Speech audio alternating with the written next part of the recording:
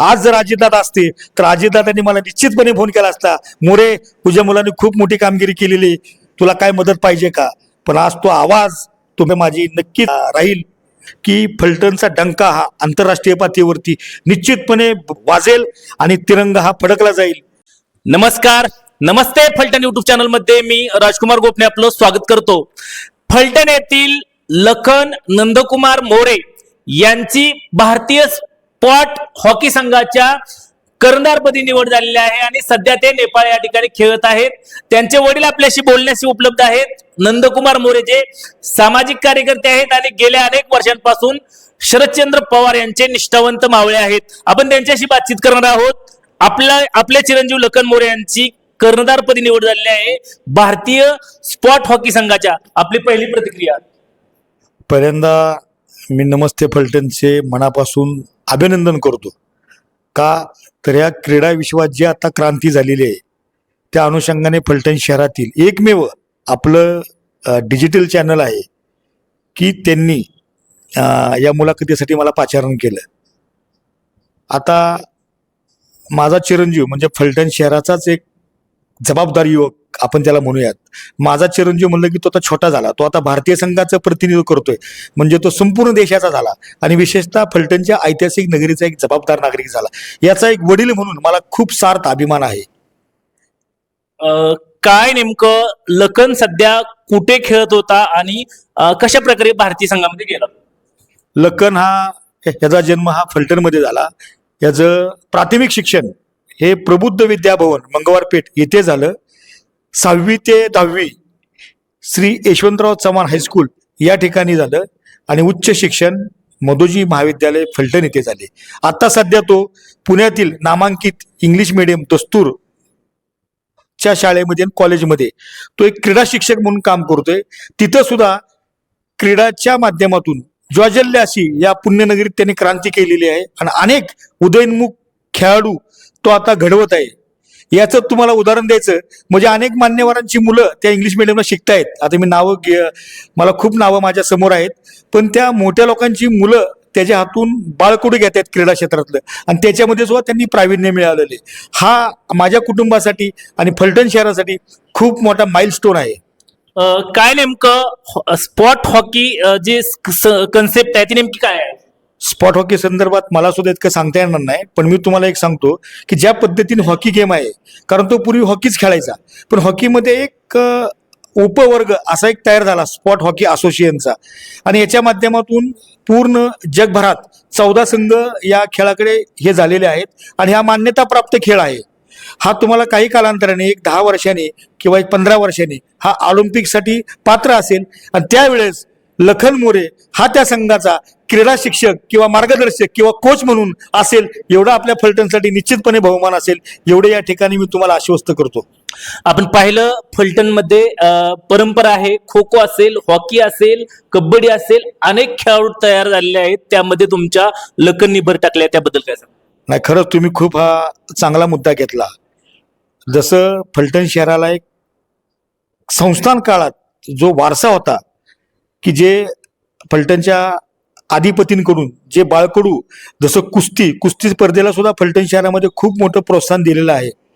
आता आपण जर नुकतंच बघितलं एवढ्या 2 दशकामध्ये तर फलटण शहर हे क्रीडा क्षेत्रामध्ये खूप मोठ्या प्रमाणात क्रांती करून अनेक खेळाडू निर्माण झालेले आहेत. आणि आज उदाहरण द्यायचं म्हटलं तर आपल्या ढवळगावचे जे रामभाऊ ढेकळे आहेत त्यांची कन्या सुद्धा हॉकीच्या आंतरराष्ट्रीय टीम मध्ये कार्यरत आहे. परत घोरपडे असतील आपले सत्यजित घोरपडे म्हणून कसबा पेठेतील, त्यांची मुलगी तायकोंदा या गेम मध्ये सुद्धा ऑलिम्पिक मध्ये जाण्याची आता तिला पात्रता जाईल, ती प्रवेश होईल तिचा ऑलिम्पिक मध्ये सुद्धा. तिने सुद्धा खूप मोठी राज्य पातळीवरची देश पातळीवरची पदकं प्राप्त केलेली आहेत. अशा अनेक खेळाडूंचा आपला नाम उल्लेख. आपला जाधव आपला तो ऑलिम्पिक मध्ये गेला होता, हा खशाबा इकडला सरडेगावचा, ते सुद्धा खूप मोठं आपल्या फलटणसाठी भूषण आहे. आता मी सुद्धा भविष्यामध्ये अशा सर्व खेळाडूंना एकत्रित आणून गेट टुगेदर डिनर डिप्लोमसी करून त्या खेळाला कसा वाव देता येईल या अनुषंगाने फलटणच्या मान्यवर लोकांच्याकडनं मार्गदर्शन घेऊन, मग काही संस्था असतील, काही राजकीय क्षेत्रातले असतील, काही डॉक्टर्स असतील, ह्या लोकांच्या अनुषंगाने हे सगळे एकत्रित गेम करून बाबा आपल्याला कसे खेळाडू आंतरराष्ट्रीय पातळीवरती जाता येतील, राज्य पातळीवरती नेता येईल, या अनुषंगाने लवकरच एक परिषद घेणार आहे फलटणमध्ये, एक बैठक घेणार आहे. परिषद म्हणणं चुकीचं आहे, पण एक क्रीडा महोत्सव भरवण्याचा मानस आहे आणि त्या दृष्टीने आता माझे भविष्यातील प्रयत्न राहणार आहेत. अतिशय संघर्षातून नंदकुमार मोरे पुढे आले, पवार साहेबांचे कार्यकर्ते झाले आणि आज तुमच्या लखनने एक नाव कमवलं, फलटणचं नाव मोठं केलं. आता याला मित्र म्हणणार नाही संघर्षातून, कारण आज सगळेच जण संघर्षातून पुढे जात असतात. कारण आपल्या इथं कोण असं सोन्याचा चमचा घेऊन जन्माला येत नाही. आज किती जरी श्रीमंत असला तरी ग्राउंडवरती तुम्ही परफॉर्मन्स दाखवला तर तुम्हाला संधी मिळणार आहे. मग तू श्रीमंत आहे का गरीब आहे हे बघत नाही खेळ. त्याच्यामुळे या खेळामध्ये त्याचा वैयक्तिक वाटा आहे. आणि विशेषतः मी एक असं नमूद करील की फलटणमध्ये जरी क्रीडा क्षेत्रासाठी संस्था चालकाकडनं सपोर्ट मिळत नसला तरी तिथली जी मैदानं आहेत ना, जी माती आहे ना, ती माती खूप पंढरी आहे ती क्रीडा नगरीतली. जसं आपण पुण्यामध्ये बालेवाडीमध्ये बघतो तसं आपल्या फलटणमध्ये यशवंतराव चव्हाण मैदान जे क्रीडांगण आहे, परत गडसोली मैदान आहे, परत कॉलेजचं ग्राउंड आहे. एक 4 दशकापूर्वी कुसळी मैदान म्हणून फलटणमध्ये एक प्रसिद्ध होतं, पण ते आता थोडं नागरीकरण वाढल्यामुळं तो कुसळी मैदानाचा एक भाग निघून गेला. पण आज सुद्धा क्रिकेट या क्षेत्राशी निगडीत असलेली लोक की ज्यांनी राज्य पातळीवरती जाऊन आपला खेळाची गुणवत्ता दाखवली, आज सुद्धा ते सुद्धा खेळाडू कुसळी मैदानाचा उल्लेख करतात. आपल्या फलटणला सुद्धा क्रिकेटसाठी सुद्धा खूप मोठं योगदान आहे, फक्त त्यांना त्यावेळेस जास्त बळ नाही मिळालं. नाहीतर आंतरराष्ट्रीय पातळीवरती फलटणचा खेळाडू 4 दशकापूर्वी निश्चित मैदानात तुम्हाला दिसला असता. लखन असेल किंवा अन्य इतर खेळामध्येही आपल्या अनेक विद्यार्थ्यांकडे गुणवत्ता आहे, त्याबद्दल काय सांगतात? मग मी आता तेच माझा मुद्दा नमूद केला की फलटणमधील जे मान्यवर मंडळी आहे, मग नाईक निंबाळकर कुटुंब असेल, वैद्यकीय क्षेत्रातली काम करणारी मंडळी असेल, व्यावसायिक असतील, उद्योजक असतील, ज्यांच्याकडे दातृत्व आहे, अशा लोकांना एकत्रित करून त्यांच्याशी एक सेमिनार बसवून आपल्या फलटण तालुक्याचं नाव ज्यांनी ज्यांनी क्रीडा विश्वात उज्ज्वल केलेलं आहे किंवा पुढे नेण्याचा मानस आहे आणि जे आज खेळाडू आंतरराष्ट्रीय आणि राज्य पातळीवर कार्यरत आहेत, खेळतायत, त्या लोकांचा गेट टुगेदर आपण सेमिनार फलटणमध्ये भरवणार आहोत. आणि त्यावेळेस त्या खेळाला कशा पद्धतीने प्रोत्साहन देता येईल, राज्य पातळीवर आणि आंतरराष्ट्रीय पातळीवरती कसे खेळाडू निर्माण होतील, त्यांना कशा पद्धतीने फंड्स उपलब्ध करता येईल, कशा पद्धतीने मदत करता येईल, या दृष्टिकोनातून प्रयत्न होणार आहेत. सध्या लखन कोठे खेळत आहे, काय स्पर्धा आहे? आता ही जी स्पर्धा होती ती मागच्या महिन्यामध्ये 12 तारखेला तो पुण्यावरून जयपूरच्या दिशेने गेला आणि तिथे 13 ते 18 असं 5 दिवसाचं शिबिर होतं या स्पॉट हॉकी संघाचं. तर त्यावेळेस तिथे 4 देशाचे संघ सुद्धा आले होते. इनडोअर स्टेडियम आहे तिथे. आणि आता सध्याच्या काळामध्ये लॉकडाऊनचा काळ असल्यामुळे ज्या कंपनीनी त्याचे प्रक्षेपणाचे हक्क घेतली होती ती कंपनी तिथे लॉकडाऊनमुळे जाऊ शकली नाही. त्याच्यामुळे आपल्याला त्या खेळाचं जे प्रक्षेपण आहे ते आपल्याला पाहता आलं नाही. पण मी ते खेळाच्या ज्या चित्रफिती आहेत तिथं डाउनलोड स्थानिक केलेल्या त्या आता माझ्याकडे प्राप्त झाल्या की फलटणच्या मी विविध सोशल मीडिया आणि आपल्या सुद्धा चॅनलला मी देणार आहे की ज्याने अनुषंगाने त्या खेळाचा प्रसार हा पूर्ण तालुक्याबरोबर जिल्हाभर होईल, जिल्ह्याचं रूपांतर राज्यामध्ये होईल आणि हळूहळू त्याचं खेळाचं एक दिशा घेऊन अनेक भविष्यात खेळाडू घडतील. आत्ता सध्या तो काठमांडूमध्ये आहे. तो उद्या सकाळी त्यांची गाडी किंवा विमानाने कदाचित निघणार असतील. ते आता उद्या मला समजेल डिटेलमध्ये काय ते. आता सगळा संघ हा काठमांडूमध्येच आहे आणि कालच त्यांनी अंतिम सामन्यामध्ये पाकिस्तानचा 11-1 असा दणदणीत पराभव करून आपल्या खेळाचं आणि आपल्या एकोप्याचं आणि भारताचं तिरंगा त्या ठिकाणी फडकवला. हा तुमच्या आणि माझ्या दृष्टीने खूप गौरवाचा आणि सुवर्ण अक्षराने लिहिण्याचा क्षण आहे. आणि हा भारताबरोबर महाराष्ट्राबरोबर आपल्या सातारा जिल्ह्याचं आणि फलटण शहराचं आणि तालुक्याचं नाव सुद्धा नावलौकिक वाटलेलं आहे. आणि निश्चितपणे स्पॉट हॉकीचा ज्या ज्या वेळेस संदर्भ घेईल त्या वेळेस प्रथम फलटणचं कुणी लिडरशिप केली, कुणी नेतृत्व केलं तर ते लखन नंदकुमार मोरे फलटण असाच नामोल्लेख रेकॉर्ड ऑफ द रेकॉर्ड तिथं तयार होईल, ऑन द रेकॉर्ड तिथं तयार होईल.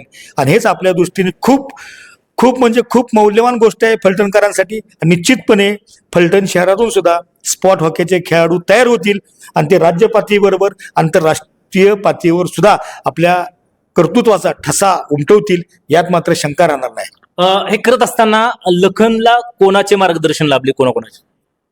हे करत असताना यशवंतराव चव्हाण हायस्कूलचे जे क्रीडा शिक्षक आहेत, त्याचबरोबर जे जिल्ह्याची कमिटी आहे क्रीडा क्षेत्रातली, या लोकांनी जे हॉकी स्पर्धेचे जे आयोजन करायचे, नियोजन करायचे, त्याच्यामध्ये माझी दोन्ही मुलं आणि अनेक खेळाडू हिरिरीने भाग घेऊन आपापल्या स्तरावरती काम करत होते.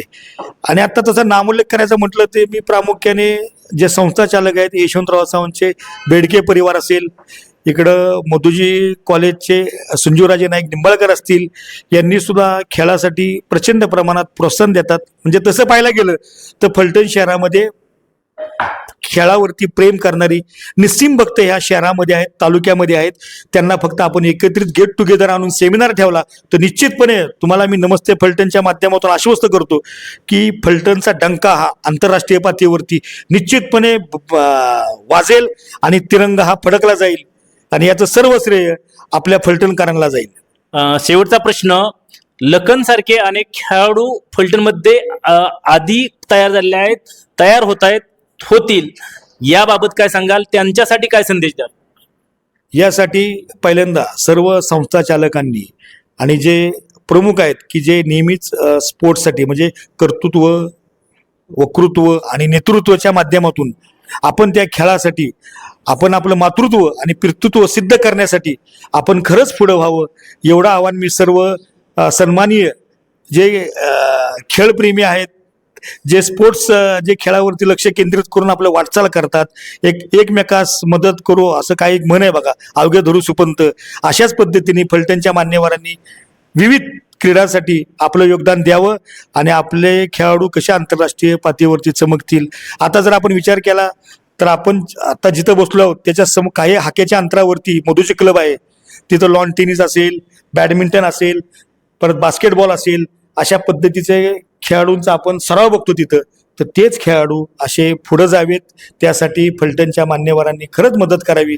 मग ते राजकीय क्षेत्रातले असतील, सामाजिक क्षेत्रातले असतील, उद्योग क्षेत्रातले असतील, यांनी मदत करावी. विशेषतः मला 1-2-3 ठिकाणी या लोकांचं एक नम्र आवाहन करण्याची इच्छा आहे की केबीचे जे आहेत उद्योग समूहाचे सचिनजी यादव असतील, जोशी हॉस्पिटलचे डॉक्टर प्रसाद जोशी असतील, परत डॉक्टर संजय राऊत असतील, डॉक्टर JT पोळ असतील, उद्योजकांच्या मध्ये आता अनेक उद्योजकांची नावं घेता येतील, परत श्रीमंत रामराजे नाईक निंबाळकर असतील, संजूराजे नाईक निंबाळकर असतील, रघुनाथराजे नाईक निंबाळकर असतील, आपले माजी खासदार रणजितसिंह नाईक निंबाळकर असतील, यांनी सुद्धा आपापल्या परीने आपापल्या उद्योगाच्या माध्यमातून खेळासाठी प्रोत्साहन देण्याचं काम करावं.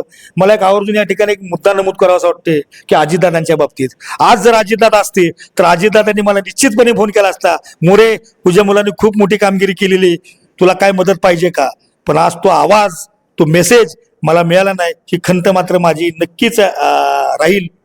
आणि मी एक या भारतीय संघाने जे यश प्रदान केलेलं आहे स्पॉट हॉकी असोसिएशनचं, तर मी तो विजय तसं मला अधिकार नाहीये, तो खेळाडूंचा अधिकार आहे, पण एक पालक म्हणून तो विजय जो मला आनंद मिळाला की मला वाटतं मीच पदक मिळवलं, पण ते पदक मी अजितदादा यांना अर्पित करतो, एवढंच या ठिकाणी सांगतो. कारण अजितदादासारखी सुद्धा भूमिका आपल्या फलटणच्या लोकांनी जबाबदारीने घ्यावी आणि 2-2 खेळाचे जे प्रकार आहेत त्या आपल्याकडे कशी येतील किंवा आपण त्या राज्याच्या कमिटीवर कसं जाऊ हे बघून त्या खेळाला प्रोत्साहन द्यावं, एवढंच मी आव्हान आपल्या फलटणचे जे उद्योजक असतील, सामाजिक क्षेत्रातील लोक असतील की ज्यांना बाबा मदत करायची इच्छा आहे, अशा लोकांनी पुढे यावं, एवढं मी आपल्याला नम्र आवाहन करतो आपल्या नमस्ते फलटणच्या माध्यमातून.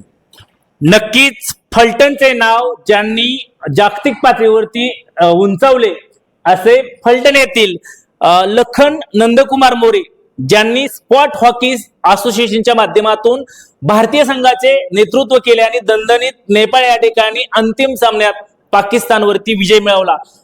त्यांचे लखन मोरे यांचे वडील नंदकुमार मोरे आपल्या समवेत होते. आमचे नमस्ते फलटणचे संपादक वैभव गावडे यांच्यासह मी राजकुमार गोपने, नमस्ते फलटण युट्यूब चॅनलसाठी फलटण.